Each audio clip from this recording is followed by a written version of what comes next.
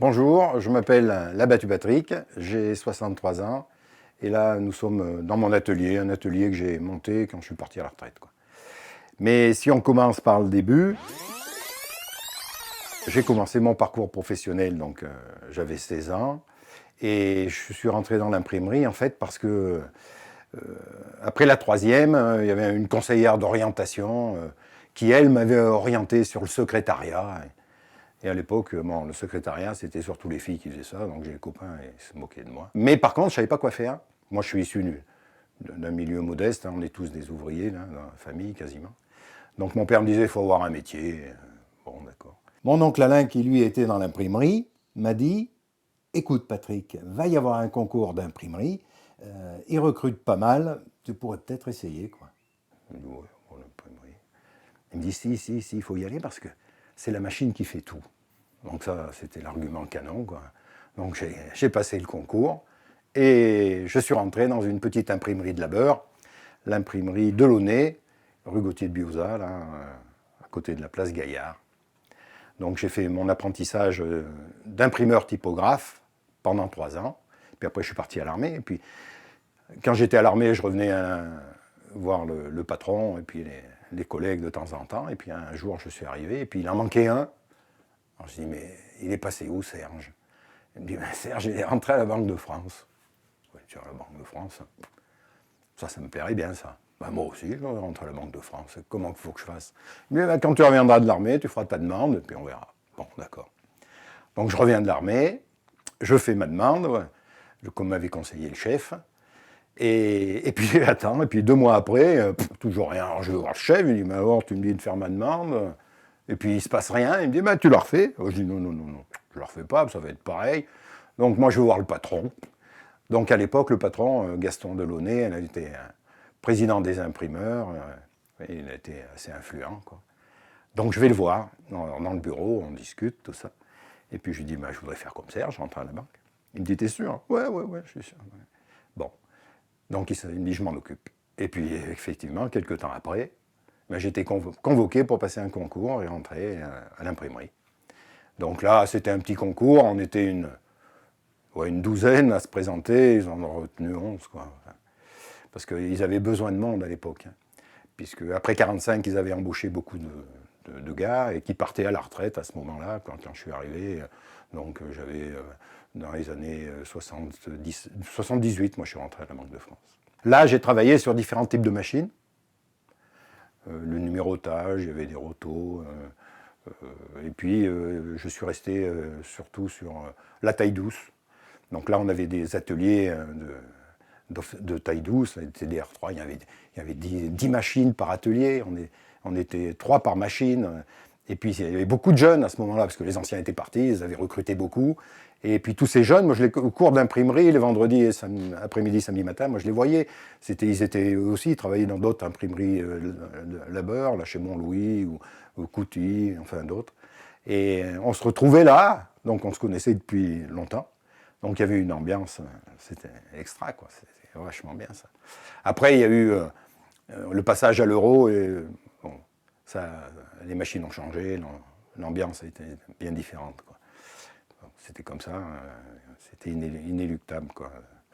Et moi, j'ai travaillé sur ces presses taille douce pendant 5-6 ans, quoi. Et puis après, comme j'étais militant syndical, j'ai été co-gérant du restaurant d'entreprise, puisque c'était les syndicats qui géraient ça, quoi, comme les offres sociales, tout ça. Donc moi, j'étais parti, voilà, gérant du resto, où je suis resté une dizaine d'années. Et là, j'ai appris quand même pas mal de choses avec ces gars-là. Parmi eux, il y avait vraiment des bons, quoi. Ils n'étaient pas arrivés là par hasard, quoi. Ils aimaient vraiment leur métier, vraiment, pour un restaurant d'entreprise, quoi. Il y en avait des gars, enfin... Ils m'ont appris vraiment l'amour du métier, quoi. Vraiment, que je n'avais peut-être pas autant auparavant, quoi. Chez eux, j'ai appris pas mal. Mais après, il a fallu retourner, parce que les élections ne nous ont pas été favorables, donc il a fallu retourner dans l'exploitation. Et je suis retourné travailler à l'imprimerie. Donc la machine s'appelait la Cut-Pack. On faisait du numérotage, on numérotait les billets. Et puis, comme c'était une époque où justement, il y avait l'euro arrivé, il y avait beaucoup de restructuration dans l'entreprise. Nous avions un service de recherche et développement dans la région parisienne, à Puteaux, et là, il y avait le service de gravure. Et la plupart des activités de Puteaux sont venues à Chamalières, et notamment la gravure. Et le graveur, lui, il n'a pas voulu suivre. Toutes les offres de postes qu'il y avait avant, ça ne m'intéressait pas. Mais là, cette offre-là m'a attiré l'attention parce que dans les prérequis, on demandait du dessin. Et moi, le dessin, ça m'a toujours plu. D'ailleurs, quand je travaillais au Presse Taille Douce, là, on imprimait, on faisait 1000 feuilles. Donc, on avait un carton sur la table de réception de la machine. On mettait un carton. On mettait les 1000 feuilles sur le carton et la table de réception. Après, on en mettait un autre carton et puis on ficelait tout ça là. Et moi, les cartons, tous les cartons, j'ai dessiné sur tous les cartons, quoi. Donc dans l'entreprise, il y avait déjà pas mal de dessins que j'avais fait, alors que bon, je n'aurais pas dû les faire. Enfin, bon. Je faisais quand même ces dessins, ça me plaisait bien. Donc là, on demandait des gars qui savaient dessiner, enfin qui avaient le goût du dessin. Donc moi, j'ai postulé, ils ont organisé un petit concours, qui s'est fait à Rion, d'ailleurs, dans un atelier de gravure aussi, là-bas. Donc on nous a demandé de faire un dessin à la plume, on nous a demandé de faire une petite gravure, enfin, je dirais quelques traits avec un burin. Et puis ils ont retenu 2 gars, dans lesquels ils ont vu un potentiel, parce qu'en fait, il n'y en avait pas un qui avait fait une gravure qui se présentait. Donc mon collègue Bruno, et puis moi. Alors peut-être ont-ils été un peu surpris de trouver un potentiel dans l'entreprise, parce que c'est à ce moment-là que la Banque de France a cherché un organisme qui pouvait nous former. Donc l'organisme qui a accepté, c'est l'École Estienne, supérieure d'art graphique, l'École supérieure d'art graphique, École Estienne. Et il y avait un professeur, Christian Bessignol, qui a accepté, parce que c'était pas si simple, il fallait relever le défi, parce que moi j'avais 40 ans, donc c'est peut-être un peu tard déjà pour une reconversion. Mon collègue est un peu plus jeune, mais bon, il a accepté. Peut-être aussi parce qu'il était natif du coin de Châtel-Guyon, donc ça lui donnait l'occasion de revenir et tout. Donc il a accepté de nous former. La formation, normalement, elle était sur 1 an.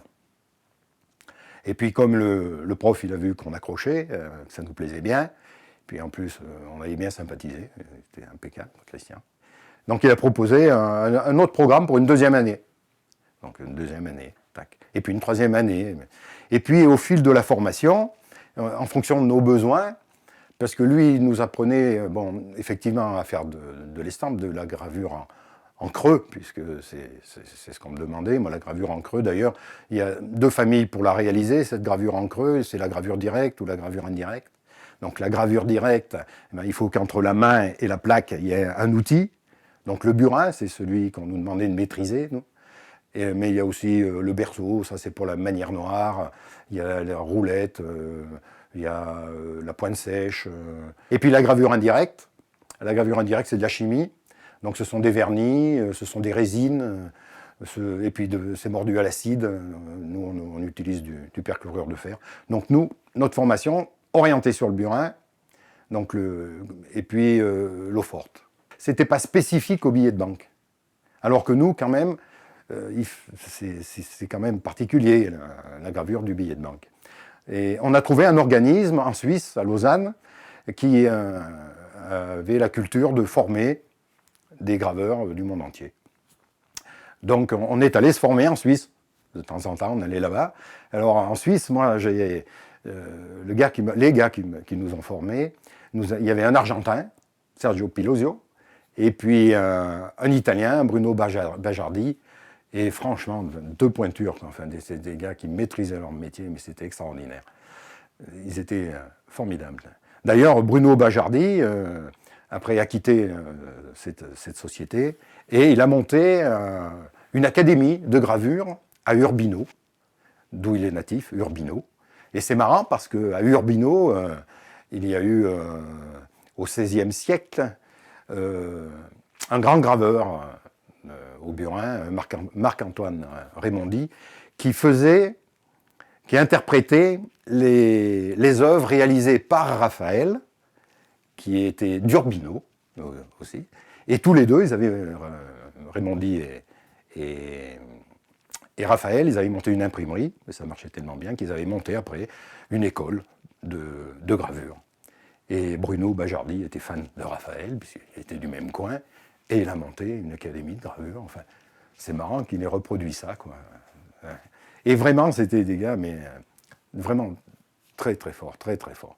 Alors, dans les champions de la gravure au burin, on peut donc au XVIe siècle, il y avait donc Raimondi, mais qui était en Italie, hein, le sud donc de l'Europe. Mais au nord, il y avait Albrecht Dürer aussi, qui était vraiment un virtuose aussi du burin, et qui ont donné les lettres de noblesse de cet art-là, qui d'ailleurs à l'époque n'était pas reconnu vraiment comme un art, c'était de l'artisanat, quoi. C'est au XVIIe, en 1600 et des brouettes, 1660 je crois, que Louis XIV en France, donc lui, a promulgué l'édit de Saint-Jean-de-Luz et qui a dit, ben voilà, maintenant les créateurs d'estampes, la gravure, ben ce sont des artistes à part entière, quoi. Et donc nous, la particularité également de la gravure que nous on devait faire, à l'époque, c'était des portraits. On devait réaliser des portraits. Sur les billets, il y avait des portraits. Après, avec l'euro, ça a changé. Mais il y avait toujours des portraits. D'ailleurs, c'était le moyen d'identifier un billet de banque, quoi. On disait un Pascal ou un Saint-Exupéry. Enfin, c'était le moyen d'identifier le billet. Parce que maintenant, personne ne sait ce qu'il y a sur l'euro, hein. Donc, bon. Mais, donc, nous, on travaillait le portrait. Et à Lausanne, ils nous ont donné, voilà, la façon de faire, quoi. Ils nous ont appris pas mal. Et le portrait, dans l'histoire de la gravure, justement, au XVIIe siècle, au moment où Louis XIV promulguait cet édit, il y avait deux graveurs en France, il y en avait plusieurs, mais il y avait Nanteuil, qui était un portraitiste extraordinaire aussi, quoi, qui a gravé 11 fois, je crois, le portrait de Louis XIV, donc pas mal. Il y avait aussi Mélan, Claude Mélan. Alors Claude Mélan, il avait fait une performance, quoi, quelque chose d'incroyable. Il avait réalisé le linge, une estampe qui s'appelle le linge de Sainte Véronique, et qui représente la face de Jésus-Christ, avec le linge derrière, justement, mais avec un seul trait. C'est-à-dire qu'il était parti du bout du nez, comme ça, et en faisant des cercles, on est plus ou moins avec la graisse de la taille, et ben avec un seul trait, il a représenté tout ça, quoi. C'est vraiment une performance incroyable. Le XVIIe siècle, en France, il y avait des portraitistes qui faisaient des gravures au burin et qui étaient aussi des virtuoses. D'ailleurs, la gravure au burin est née donc au XVIe siècle, peut-être même au XVe, remarque. Et c'est Maso Finiguera qui aurait inventé ce système. Lui, il était orfèvre avant, et puis donc il a trouvé ce système-là pour faire des estampes. Puis ce système est né en même temps que l'imprimerie. On avait besoin de papier, on avait besoin d'encre, et puis la volonté de diffuser, donc de faire des multiples, quoi. Donc Maso Finiguera pour le gravure au burin. Au départ, c'est lui. D'ailleurs, je pense que tous les graveurs au burin ont quelque chose de Maso. Parce que finalement, c'est un travail. L'unité de mesure, c'est le micron. Hein, et puis, on travaille sous un binoculaire, un microscope. Et puis, c'est de la répétabilité. On est des maniaques de la répétabilité. Quand on regarde travailler un graveur, on a l'impression qu'il ne fait pas grand-chose. Parce qu'il pousse un petit peu le burin pour faire des pointillés. Il fait un pointillé, il fait un autre pointillé. Enfin bon. Donc là, on a peut-être tous quelque chose de Maso, quoi. Donc ça, c'était pour le burin. Et puis nous, après, on devait donc travailler l'eau forte, hein, avec les vernis et tout ça, et l'acide, donc le perchlorure de fer, qui attaque, qui creuse au lieu de que ce soit le burin, là c'est l'acide qui creuse. Et là, l'eau forte, ça a été inventé par Lucas Delède, lui, hein, c'est au début du XVIe siècle. Et cette technique a été améliorée après par la suite par Lucas Delède, c'était plutôt le nord de l'Europe. Ça a été amélioré par la suite par un Italien qui s'appelait Parmesan. En fait, à l'époque de la Renaissance, il y a eu beaucoup de choses comme ça. Il y avait des échanges très rapides entre le nord et le sud, et les stamps avaient un rôle de diffusion, quoi.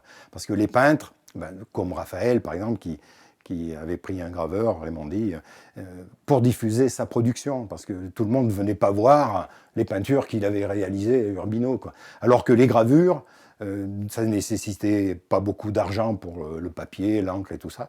Et puis, on pouvait les multiplier, c'est propre de l'imprimerie. Donc, on diffusait tout ça dans toute l'Europe. Et donc, Au départ, d'ailleurs, ce sont plutôt l'Europe du Nord qui ont influencé les Italiens, enfin l'Europe du Sud, en passant un peu par la France. Et puis après, c'était réciproque, c'était des échanges entre eux. C'était parce qu'à l'époque, quand même, il y avait une importante diffusion et beaucoup d'échanges rapides, finalement, entre le Nord et le Sud, quoi. Pas aussi rapide qu'Internet aujourd'hui, c'est sûr, mais ça avait un peu le même rôle. Au niveau culturel, l'estampe a eu un rôle vraiment prépondérant, quoi. C'était très important. Donc l'eau forte, on l'a appris aussi à Lausanne, mais là-bas, c'était quand même surtout le burin, quoi. Donc après, on a vadrouillé un petit peu dans les cabinets d'estampes pour voir ce qui était possible de faire, quoi. Parce que ça aussi, tu te dis, oh, je vais graver un peu, je vais pousser le burin, enlever. Mais à la sortie, qu'est-ce qu'on peut faire? Jusqu'où peut-on aller? Comment ils ont fait, ces gens, pour être aussi doués? Donc il était intéressant d'aller voir des œuvres des uns et des autres, donc en Suisse ou en Espagne. On est allé voir en Espagne notamment un cabinet d'estampes de Goya. Donc Goya, lui, c'est le 19e siècle. Et il a utilisé aussi l'eau forte, mais il avait rajouté de l'aquatinte, c'est une autre technique. Là, on utilise une résine, c'est une poudre de cellophane ou d'asphalte qu'on dépose sur une plaque, que l'on fait cuire, et c'est l'acide qui mord autour de ces petits grains de cellophane. Et lui, c'était un champion, c'était vraiment un maître, quoi, de l'aquatinte.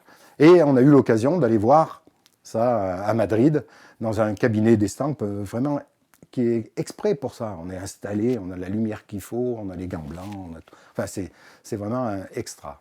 En Suisse aussi, à Vevey. Alors à Vevey, c'était plutôt, là où ce qu'on est allé voir, c'était les effets de nuit. Et c'était souvent obtenu par une autre technique qu'on appelle la manière noire. Alors c'est Ludwig van Siegen, un Allemand, qui avait inventé ce système-là. Et c'est l'outil dont je parlais tout à l'heure, c'est un berceau.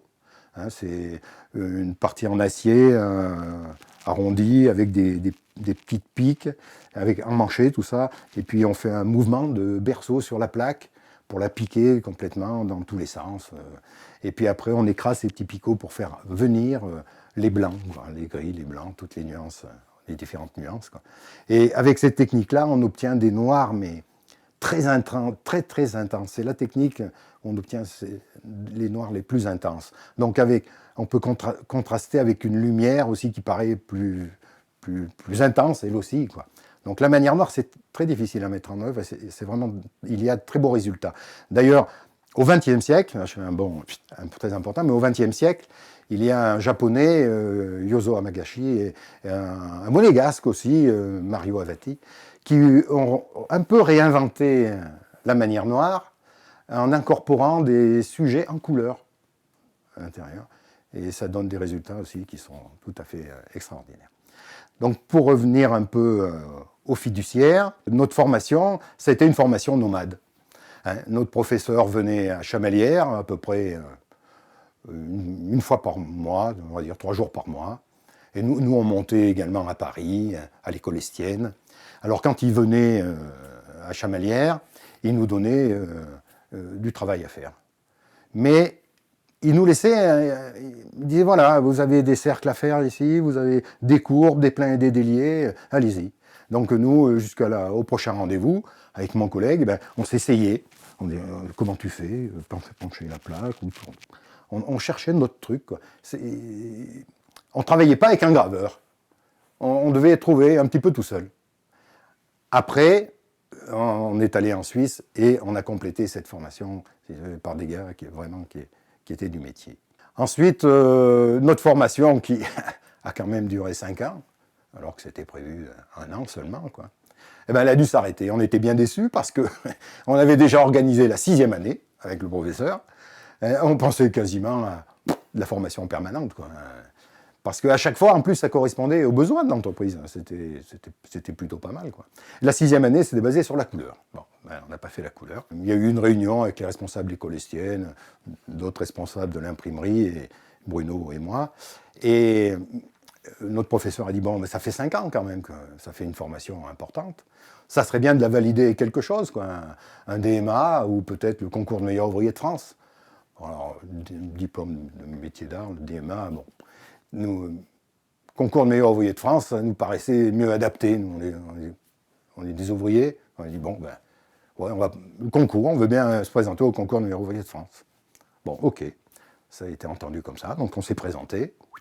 Donc on avait 2 épreuves à faire, une épreuve qui était imposée, c'était un portrait, le portrait de Michael Wolgemuth, qui était un professeur de gravure de Dürer, justement, mais gravure sur bois. Et la particularité, enfin, une des particularités de Dürer, parce que c'était vraiment un génie, c'est vraiment, enfin voilà, c'est le top des graveurs au burin, quoi. Mais il était philosophe, théologien, scientifique. Enfin, et quand il gravait sur le bois, donc avec son professeur Wolgemuth, là, le résultat avec le burin et le bois, quoi, c'était quasi identique. Enfin, là aussi, il a mis à des niveaux peut-être inégalés, aussi bien la gravure sur cuivre que la gravure sur bois, quoi. Pour le concours des meilleurs ouvriers de France, on devait réaliser un portrait de Wolgemuth. Voilà. Donc on avait là une dimension bien précise. Avec mon collègue, bon, ben, on a choisi de le faire au burin. D'autres pouvaient le faire à l'eau forte, on fait différentes techniques. Nous, on l'a fait au burin. Et le fond, on l'a fait à l'aquatinte aussi. Alors l'aquatinte, ça aussi, c'est une particularité, enfin, c'est une autre technique de la gravure.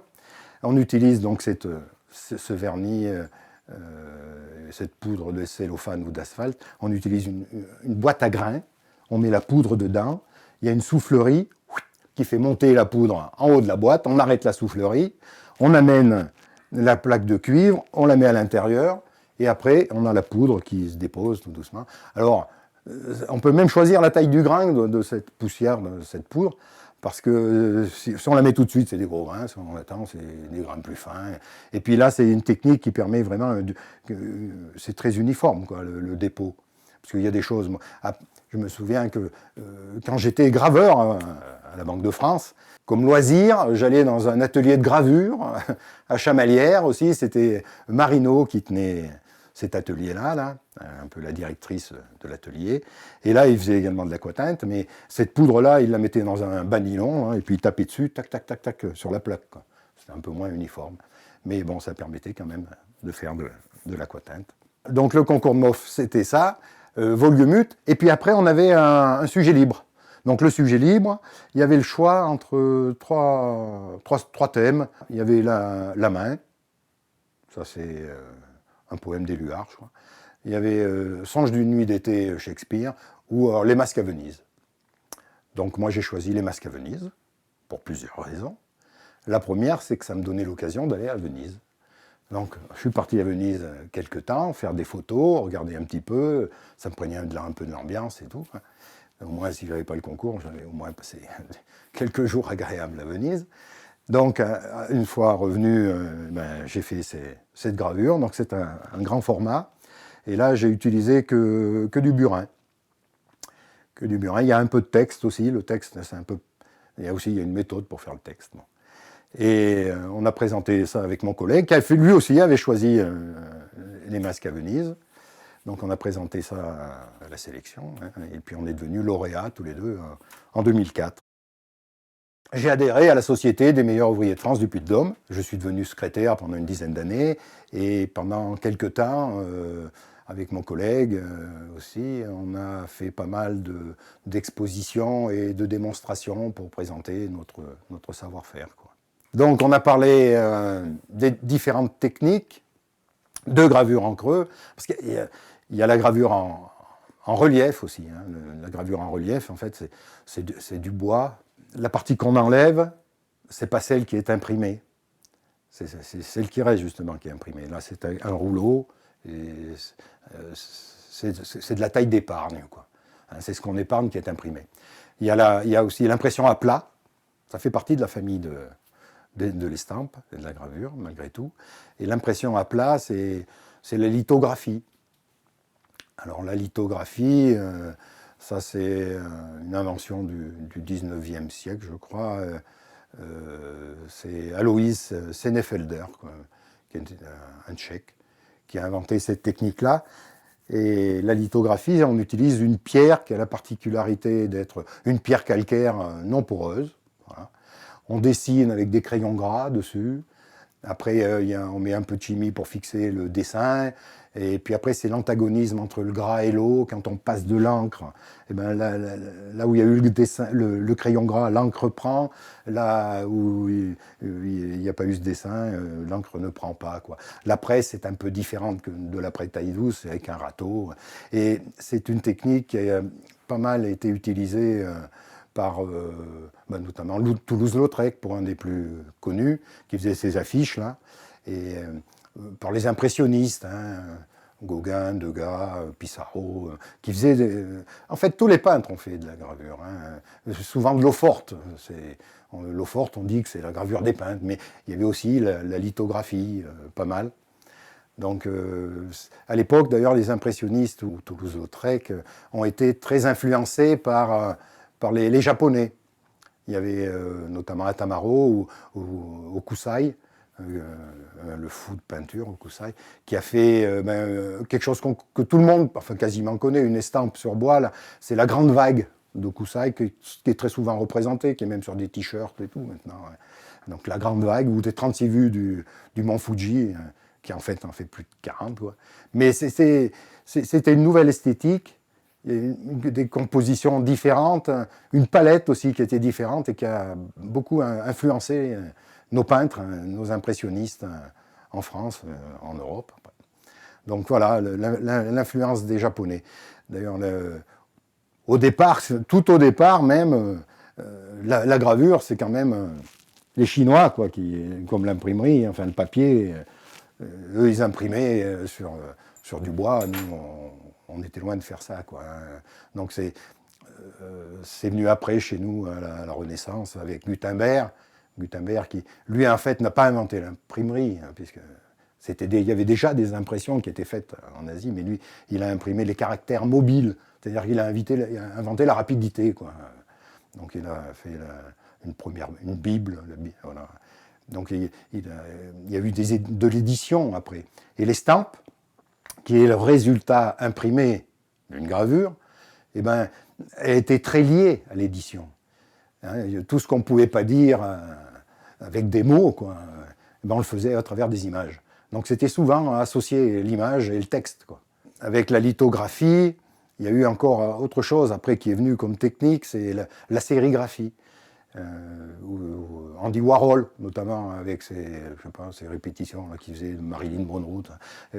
Andy Warhol il a beaucoup utilisé la sérigraphie. C'est un peu le principe du pochoir, quoi. Voilà, en gros, en très gros même, c'est le principe du pochoir. Donc il y a eu différentes techniques à travers les siècles, je veux dire, presque tous les siècles, à apporter son innovation en ce qui concerne l'estampe. Mais aujourd'hui, le burin déjà est quasiment, très très peu utilisé. Ça reste quand même l'eau forte, peut-être, sans doute, qui est le plus utilisé par les artistes, parce que maintenant ce sont que les artistes. Hein. Le fiduciaire a abandonné ces techniques-là, ça s'est modernisé, quoi. Je ne sais pas trop pourquoi ça s'est modernisé, parce que il n'y avait pas de problème de délai. Une gamme de billets de banque, on a 10 ans, quoi, à peu près, faire une gamme, donc on n'est jamais en retard, quoi. Mais peut-être que peut-être c'est sûr, même ça surprenait de voir dans un milieu industriel un travail d'artisan, quoi. C'était de l'artisanat que l'on faisait quand même. Alors c'était une activité frontière entre l'artisanat, l'industriel et l'artistique. Voilà. Et donc les ingénieurs, cet artisanat dans un milieu industriel, ça paraissait incongru un peu. Donc pendant très longtemps, ils n'arrivaient pas à remplacer malgré tout cette technique-là. Et puis après, ils ont trouvé la gravure au laser. Donc le dessin, c'est assisté à l'ordinateur. Après, il y a un algorithme qui calcule entre la plus petite largeur, la plus petite profondeur, la plus grande largeur, la plus grande profondeur. Bon, et puis ensuite, c'est le laser par des petits spots qui grave, qui fait toute la gravure, quoi. Donc nous, on mettait pour faire une matrice, c'est-à-dire l'élément de départ, Entre la gravure burin, l'eau forte, on mettait bien 2 mois pour réaliser une matrice comme ça. Et ensuite, il fallait industrialiser cette matrice, c'est-à-dire que pour une planche où il y avait, je sais pas moi, 40 ou 50 billets, il fallait reproduire à chaque fois 50, 40 ou 50 fois la matrice. Donc là, c'était un travail avec vous appelez ça du Cobex, hein, c'est un plastique thermoformé, et puis après des bains galvaniques et tout. Donc il y avait pas mal d'étapes. Alors que le laser, là, lui, il fait tous les billets, là, hop, en l'espace de rien, quoi. Je sais pas maintenant où ils en sont, mais à l'époque, en 48 heures, il faisait ça, et encore, le gars qui faisait ça, lui, il partait se coucher, quoi. C'était le laser qui faisait le boulot. Le résultat n'est pas tout à fait le même, hein. Au moins pour les portraits, le gars bon, qui a l'œil affûté, il pourra dire ça c'est un burin, ça c'est réalisé par le laser. Mais pour des paysages, des vignettes, on appelle ça, ou pour l'euro, enfin, c'est jamais que des monuments. Le laser, c'est suffisant, effectivement. Je suis parti à la retraite. Juste avant, on utilisait encore ces techniques traditionnelles. Et puis, quelques années après, assez rapidement, finalement, ça a été abandonné, ces techniques-là. Et mon collègue, qui lui est resté toujours en activité, eh ben, était obligé de s'adapter d'autres innovations, de nouvelles techniques. Donc, le dessin assisté par ordinateur, et puis la gravure au laser, quoi. La gravure au burin, pour le billet, pour le billet, le premier en France, quoi, c'était, je crois que c'est 1932. Et ça a dû s'arrêter en 2006, quoi, de cette pratique-là. Donc ça a duré quand même pas mal de temps. Mais la taille douce elle-même, parce que c'est un signe de sécurité qui reste encore valable pour le billet de banque. Il y a à peu près, je sais pas, 20 ou peut-être plus de signes de sécurité sur un billet de banque. La taille douce reste quand même un signe de sécurité intéressant aujourd'hui encore. Donc, bon, et c'est produit autrement. Mais la taille douce vit toujours, quoi. Alors la taille douce, la particularité, c'est qu'on fait un creux dans une plaque, on met l'encre dans le creux, et le papier vient chercher l'encre qui est dans ce creux. Donc sur le papier, ça fait un relief. Donc tous les billets de banque, il y a des parties qui sont en relief. Voilà. Donc si c'est une photocopie couleur ou quoi, il n'y a pas de relief, hein. Donc, et puis c'est facile, hein, pour l'utilisateur. C'est un signe de sécurité qui est facilement identifiable. Il y en a plein qui c'est pas le cas, quoi. Il y en a beaucoup, c'est pour protéger la banque plutôt que l'utilisateur, quoi. Donc la taille douce a encore un rôle à jouer dans le billet de banque. Et puis dans le milieu artistique, le milieu des arts graphiques, donc l'estampe a encore, je pense, de beaux jours devant elle. Et maintenant, moi, j'ai mon atelier, là, avec mon binoculaire, mes outils, ma presse manuelle, hein, qui est utilisée pour les estampes. Et alors, on me demande souvent si, comme j'ai la presse, là, puis que je faisais des billets de banque, si je ne travaille pas avec des gars qui... surtout, j'ai creusé une cave derrière. Enfin bon, s'il y a moyen de... On me demande. Bon, j'ai dit non. Mais... Voilà, bon. Et je vais vous expliquer, si vous voulez, maintenant, comment on fait une estampe. Pas un billet, hein, mais comment on fait une estampe.